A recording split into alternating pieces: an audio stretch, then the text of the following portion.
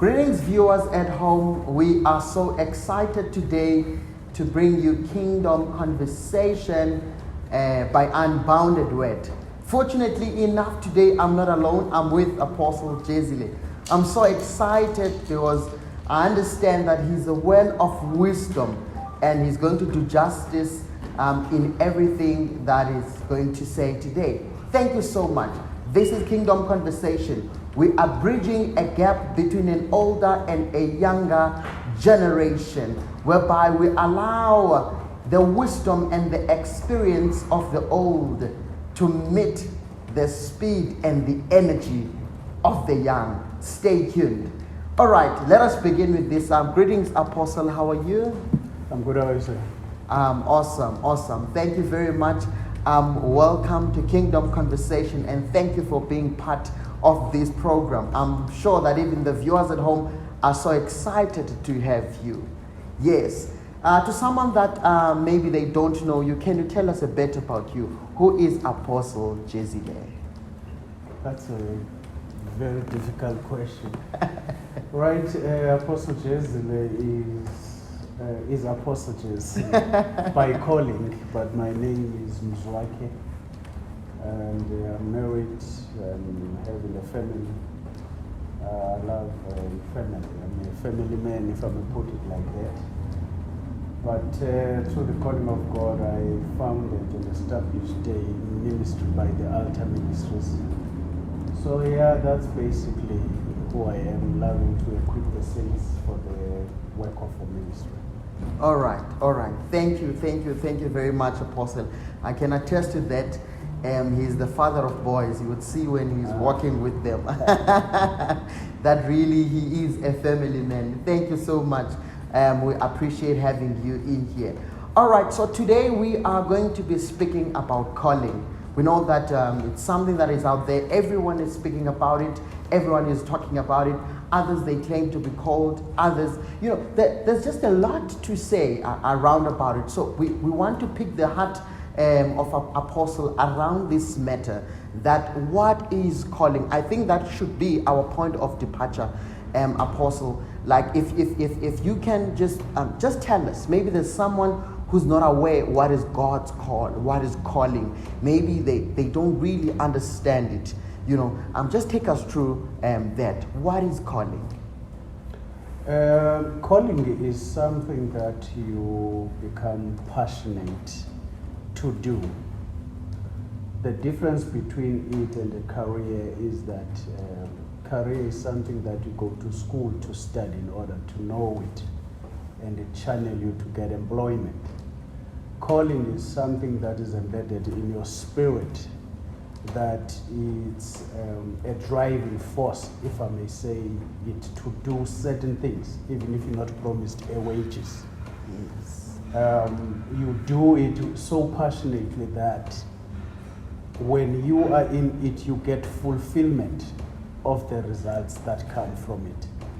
So you cannot miss your calling because it's easy to identify it. I know to many people it's complex, but the truth is that calling is easy to identify, because when you do a certain thing and you become satisfied about it, and it's something that keeps you awake at night, yes, that you always have your heart into it. Yes. Your next day, it's about doing that thing which you get satisfaction and fulfillment in it. Yes. That is what we call calling. All right. For instance, you can have a career while you still have not found your calling. Then it becomes a blessing when your career becomes exactly what you are called to do. That's what you are called. As a result, I always say, have we known this earlier in our lives? Yes. And our parents have known this in our lives, we could have a better community. Because the problem is that today, we have people who go to school to study things because they were told they will pay them well, even if their heart is not in that. According to me and according to God's plan, people should be placed in the area of their call rather than their career. So we switched calling and the career, and the results are a disaster.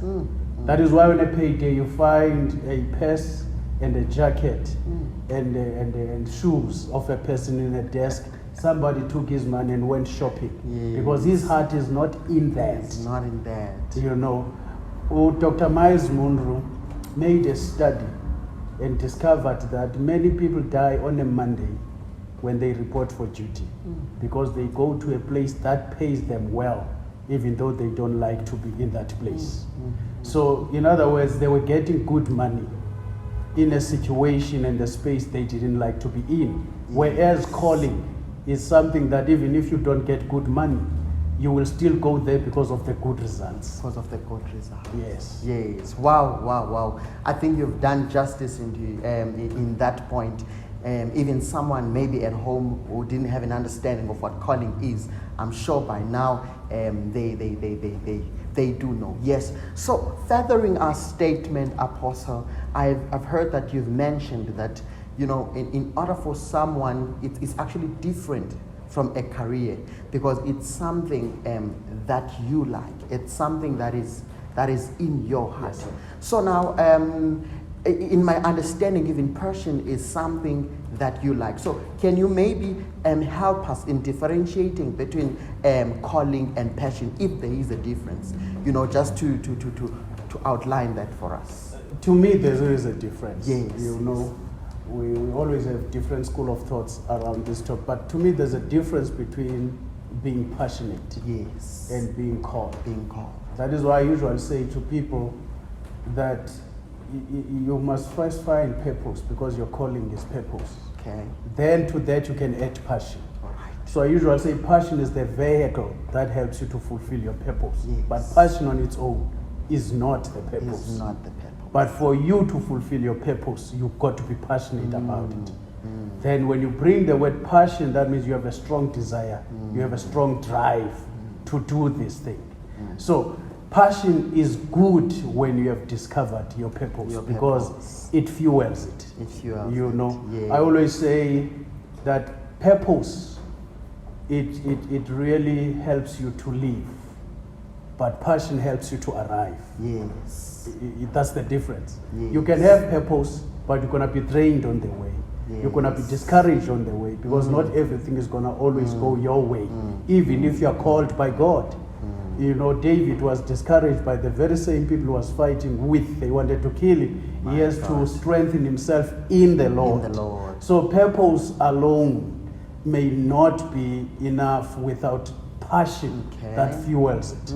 So as I say, purpose will keep you alive because you have a reason to wake up. But passion helps you arrive because it becomes the drive. It becomes the fuel for the purpose. Oh, that's beautiful.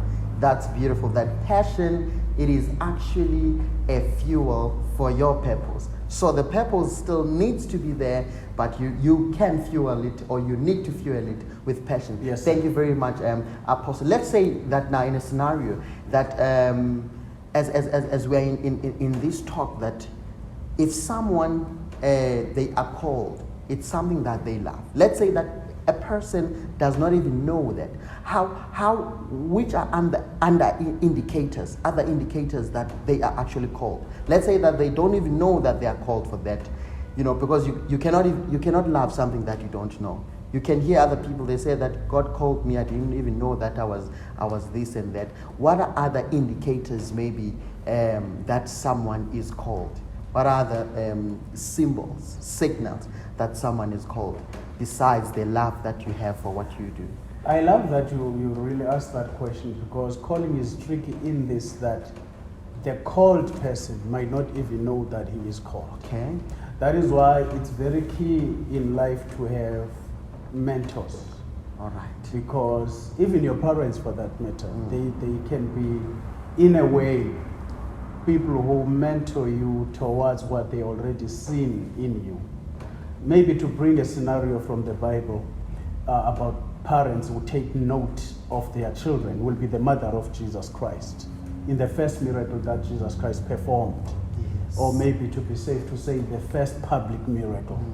Because the reason why I'm saying that is because his mother wouldn't speak in that manner if Christ never did anything in private. My So goodness. they come in a wedding, Christ is invited, the wine is finished. So in other words, crisis is always, or maybe to be safe, most of the time, Yes. it digs deep to somebody to discover his calling. Because it is in moment of crisis that people tend to know Yes. what they can do. And they never thought about it. It's just that crisis extracts something they never knew they had. But somebody else would be saying, I've waited for this moment because I knew what he can do. You get my point? Definitely. So Christ is sitting in the crowd. His mother is part of the guests. The wine is finished. The mother says, this is the moment for this young man to show up. He goes to the wine tasters and the servants in the banquet, and he said, rather in the wedding, and he says to him, somebody can do something here. He goes to Christ and says, the wine is finished. So the mother knew what Christ could do, but he waited for a crisis to show up, so that that which is in Christ can also show up. So most of the time, crisis calls for a calling to come forth. It was the same thing with Joseph. There had to be a crisis. The dreams could not be interpreted, but somebody has to know who can do it. So calling flourishes earlier when there are people who mentors and monitors you, because they always see it. Maybe because of your age they don't say it, but they always know that time will present itself for you to be introduced, or rather what I call for God to introduce you to you. All right. Because the calling is the moments where God reintroduces yourself to yourself. Then you'll discover that I never knew myself until the crisis arrives. Amen. So calling always will have a crisis that comes up. Moses has to be born to take Israel out of Egypt. Christ have to come and save us. Joseph has to be born to interpret Pharaoh's dreams, to take it. So crisis is always a stage for calling to come forth. It's not something that you can go to sleep and say, I think I'm called. And actually, most of the people who are called, they don't know they are called. When they know they are called, they likely to fight it and say, it can't be, not me. You know, that's the thing. So it's key that people must be taught that in their silent and private moments, they must have conversation with God to say, why am I here? It got to start with that. Other than that, if you don't ask that difficult question, you're gonna flow with life. Whatever happens is gonna be, you're gonna be part of it. Whatever crowd that shows up, you're gonna be part of it, because you have not yet found your purpose. So in your private moments, be bold enough to say, Lord, why am I can't just be here for fun. My fingerprints attest to the fact that I'm unique, therefore I have a unique assignment. Why am I here? So we don't ask that question. And when we don't ask that question, we become the part of the called and not the part of the chosen, because that's another thing we talk about. God has a lot of people, but he always pick up some amongst the crowd. Saul was some of those people who were picked out from the tribe of Benjamin to be a king. So those are the glorious moments that happens when somebody is called. But God always has a way that when he has called you, he corners you. When you're too comfortable and can see that you're going astray, he will corner you. He waited for Moses to be in a seclusion. He shows up in a burning bush. So it goes back to what I said. Crises are always the nice stages for your calling to come forth. Joshua, he's mourning Moses, but God says, my servant is dead now. You have to take over crisis. If you get my point. So we must always be observant of that trigger. When everybody is retreating, there's something in you that says, show up. And once you show up, you never turn back. And that always what I call a defining moment, where you can trace back and say, I never knew I'm called until there was nobody to bury my neighbor. Then from that day, I had to show up. I was just thinking I'm just a brother in a choir in church. But that day was a defining moment. That became a print in my spirit that there's something bigger than just me being a Christian. Yes. Wow. Definitely. I say that again, that Apostle will do justice. I knew that he will do justice on this. Thank you so much,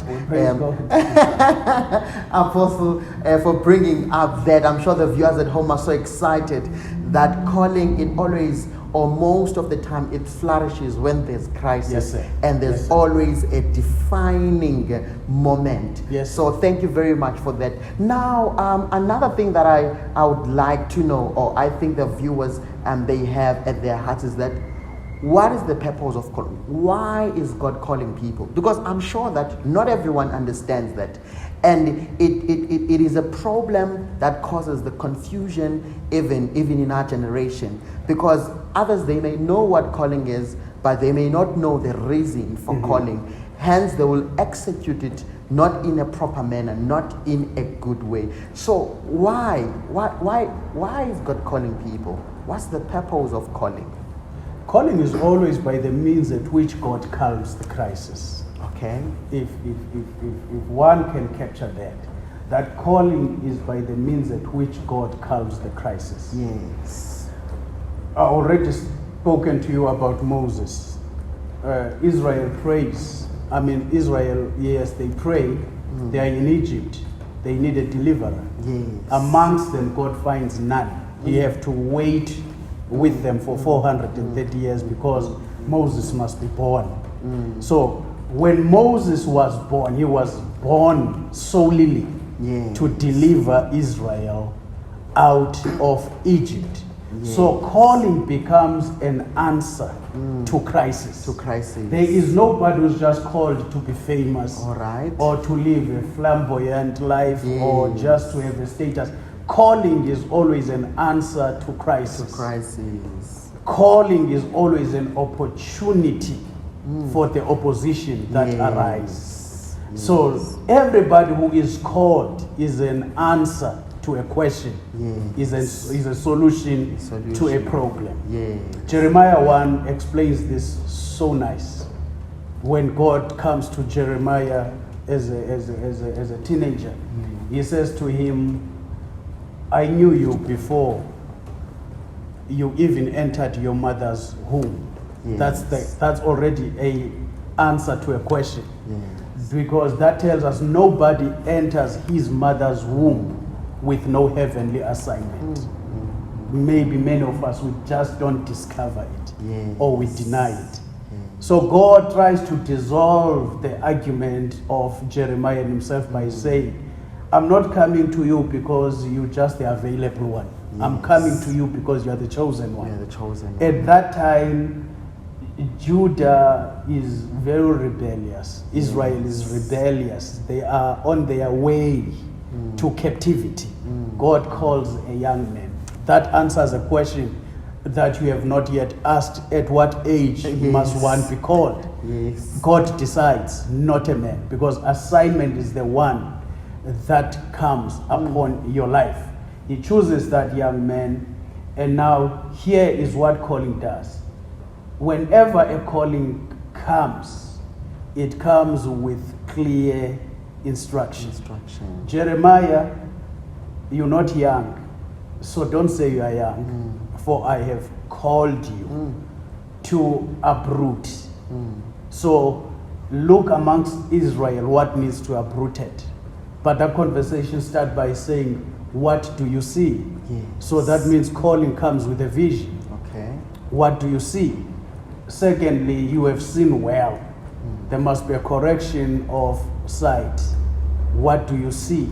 He said, I see a boiling pot, I see an almond. You have seen well. So your calling is that there's a lot to be uprooted in Israel. There's a lot to be brought down.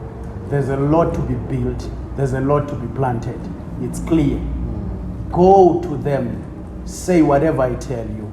Nobody will stand before you because I will be with you. Yes. That comes, it's a package of a calling. You will have opposition, but I will stand with you. Don't be afraid, because calling also brings an assignment that looks so impossible. When it comes from God, it looks so impossible. It exceeds your expectation. It becomes a humongous task that I don't think on my own I can do it, which makes you rely to the one who has called you. Who has called you. Yes. So calling always comes with clear instructions. Jeremiah, you have to uproot. Moses, go fetch my people in Egypt. Joshua, take over, cross this Jordan with these people. Saul, from today you will rule my people, after I was ordained by Samuel. All callings comes with clear specifications. If there are no clear specifications, even if you believe you're called, wait upon the Lord, so that you do not become a messenger without a message. All right? You do not become a messenger without a message. Of course, you should, as when God says, I'm calling you, you should be able to rest enough to say, what are you calling me for? Where must I go? What must I say? What must I say? Exactly. All right. Oh, thank you so much, Apostle. We really appreciate that. Now, what are developmental patterns of calling? If one says that I want to grow in what God has called me to do, I want to expand, I want to see more, you know, I want to reach greater heights, you know, I want to be intentional about what God has called me to do. What are the advices that you can actually give us, which will lead us and assist us in terms of the growth patterns of our calling? Which is very key, because calling comes with a vision. Yes. And with vision there is provision. Okay. That is the necessary resources for what God has shown you. Yes. Now, part of that provision is the human beings that God brings around you when He called you. With Moses, He brought Aaron around. Yes. And He also brought Jethro, his father-in-law. Jethro taught Moses things that God didn't teach him. So what God could not teach Moses, He put it into Jethro, so that Moses does not have a pride of, I can do it on my own. There must be people who are provided by God to assist him in terms of how to administer that call. With Joshua, he had elders and the priests, the ark carriers. He would issue instructions, and then the ark carriers were there to do what he cannot do. With Christ, 12 disciples. With Elijah, Elisha. You can go on and go on and go on. So what is key with the calling is not to neglect what God provides for you in order to develop and grow. In a business, we call it mentorship. In spiritual terms, we have adopted that word mentor because Paul does talk about it. Also, he talks about spiritual parenting, fatherhood, people who guide you because they've been in this journey before, and people who train you so that you can be able to reign, because nobody become unless he is made. That was the first thing God said about men, let us make men. So he made man in his own image and in his likeness, and they have dominion, clear assignment. With Moses, Aaron, Joshua become part of that equation, and then up to Christ with his disciples. So always God provides people around you who become so key and essential to your calling. You neglect those people to your own detriment, because you cannot be called and just work with God and not work with his people. Because God calls to himself, but for his people. So that cross relationship is key, which is your horizontal and vertical. Vertical relationship with God, horizontal relationship with each other. Because some of the things you don't have, God has put to people that he will send your way. Then, continuing, is that once you discover your call, you have resources, you also have a source in God. Study. That's what Paul has really encouraged Timothy and Titus. He said, you must study to show yourself approved. The day you stop learning, you stop growing. All right. If you talk about development, learn. Yes. Learning has become formally and informally. Yes. There are certain things that no university can give you because they are part of the journey of the calling. Yes. University can give you information, but he might not give you more of the experience. So what you need for your journey is people who have already walked the road, who will be able to say to you, you're too fast, you're too slow, pace yourself, avoid that pit. It hit me so hard, so you don't have to go there. Yes. And when I try to simplify this, I always say to people that if you choose a mentor, his ceiling must be your foundation, because mentorship is supposed to make things easier for you. You've got to have somebody you can trust enough with your life that he can be naked enough for you to say, even though you have potential, you must still watch ABC because I've learned the hard way. So that makes you to avoid some of the pitfalls. If you don't avoid them, then God wanted you to hit them as part of your experience. But it does not mean you have to fall in every ditch that every man has fallen into. What's the use of falling in a ditch that you could avoid when you have somebody who has already fallen into it? Actually, that can also be part of your prayer to say, Lord, you cannot take me to where you already took my father. That's a fair prayer. To say, my father has already suffered a lot for me to suffer the same things again. So that you know when you get into certain trials that these could not be avoided because God wanted you to go to and through them because they are part of your own experience versus your father and your mentor's experience. But you can't just be somebody who's called who's not equipping himself, because you must equip the people. We usually say when you are a leader, try to be at least a step ahead from your followers. You find greener pastures for your sheep. You don't arrive in them with them. You take them there because you have already discovered them. That is leadership. Yes. Wow, wow, wow. Viewers at home, I'm sure you are still having a great time. Apostle is outpouring such wonderful stuff here. He says that for you to ensure that your calling expands, it actually grows, or you grow in your calling, do not neglect God, because primary relationship is a vertical one.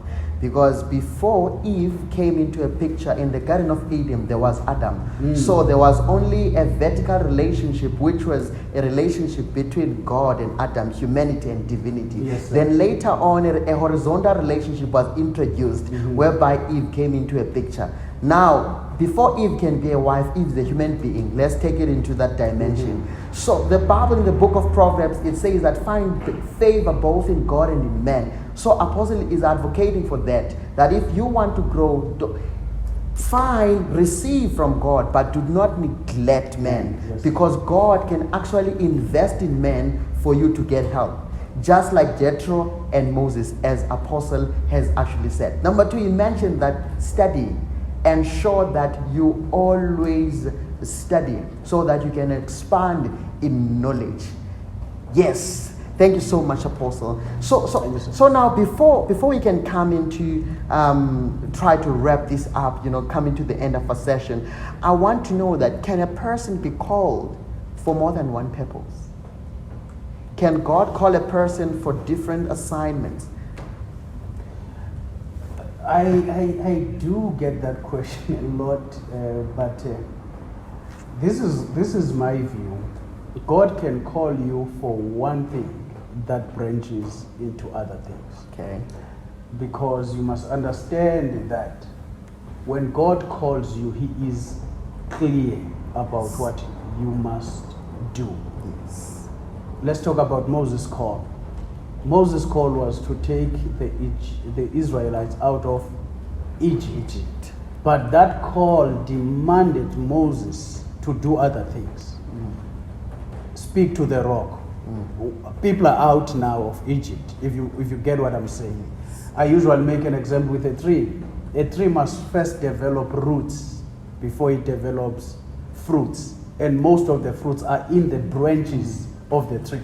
So once the tree is anchored, this is what I call, find what God has called you to do. Then branches are a blessing.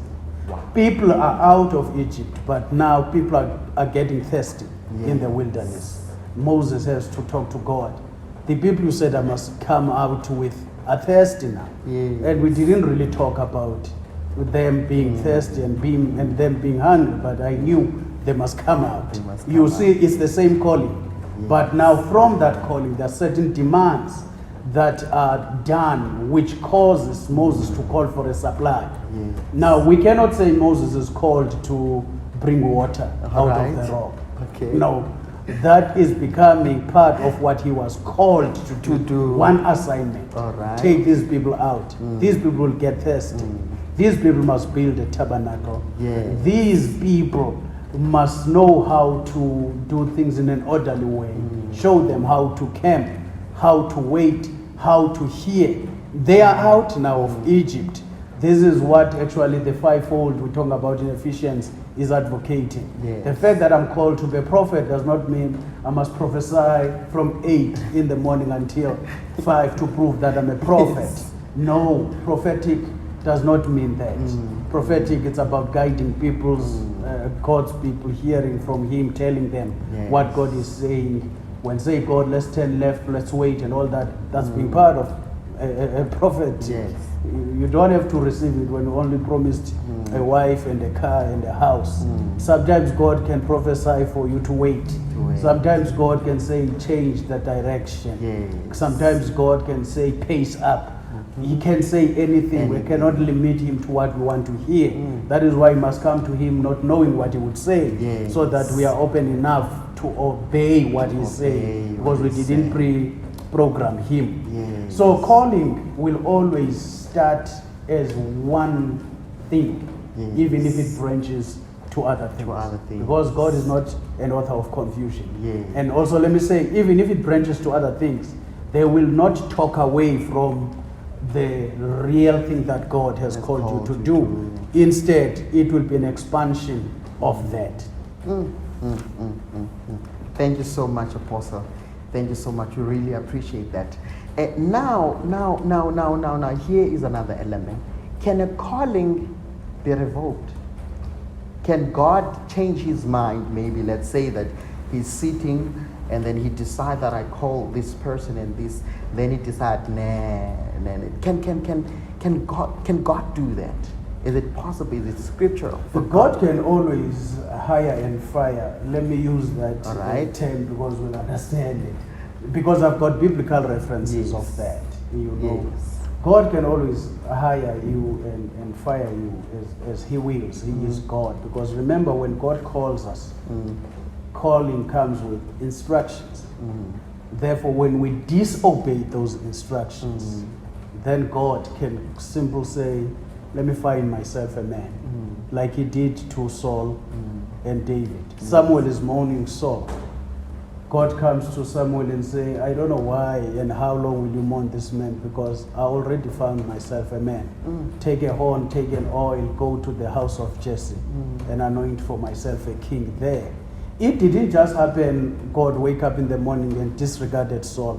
Saul failed to obey God. When God says to him, go kill Amalekites and their king Agag, people advises him on the way that you can kill everything, but keep the fatted calves. Don't kill Agag. He's a man of war. He can advise you to fight strategical certain wars, and that's not what God has said. So in other words, when we disregard and disobey what God has called us to do, therefore we can report for office even though he's no longer there. So it can only become a fantasy. It can only become I used to be, but God is no longer there. So in other words, once we are called by God, we cannot be careless about it. You get my point? Definitely. Calling is not like the gift. The Bible is explicit that the gifts are irrevocable. But it does not say anything about the calling. And I've got the reference of Saul and David. where God left Saul after his spectacular ordaining, put a portion aside him, talk about him to Samuel. Tomorrow, this time there's a man who's going to be coming. Then take him, put him on the best place, ordain him for Israel. They want a king, spectacular. But when he messed up, God didn't want to be part of that mess. So in other words, calling can be revoked. That's my view, based on the scriptures. On the scriptures. I left Saul. I chosen myself David. Did David not mess up? He did. But what was his strategy? Whenever he messed up and rebuked, he went running back to God. Back to God. Repentance. Genuine repentance. He never faltered in what God has called him to do. Every time he falters, God comes back to him, he repents. Not that he didn't falter, he did. But he was not arrogant to be corrected. To be corrected. Yes, sir. Yeah. All right. I think we've heard enough for today. We just need to digest, viewers. Maybe later on we might come back and continue with this. But for now, I don't want us to take a lot more than we can chew and digest. I think the apostle have said a lot. I'm excited, I'm happy, and I'm actually content. I hope that viewers at home, you are also excited. So he has mentioned that you should be careful. When God has called you, don't think that you are the only person that can perform or do what God has called you to do. When God has called you, do not think that you are the only man who is capable to perform what God has called you to do. Anytime, any day, God can change you like this. Yes. Because he is God of everything. He controls everything. He has the authority over everything. So what Apostle is trying to say to us and to the viewers at home is that be obedient enough on the instruction that God has called you. It's not enough to hear the calling, but look at the manual that comes with it. Yes, sir. If you've got a new device that you have and you have not read well the manual, you might end up messing a beautiful thing, or else thinking that it's not operating well, whereas you have not done justice of reading the manually and executing exactly what was written on the manual. So Apostle is saying to us, let us be obedient. Let us listen to God. Even if we do mistakes, even if we falter around, but let us go back to God and repent genuinely. Thank you very much, Apostle. We really appreciate you. We hope to have you again. You've really assisted us. Thank you so much. Thank you, viewers at home, for watching. This was Kingdom Conversations, brought to you by Unbounded Word. But I want to give Apostle last opportunity to speak.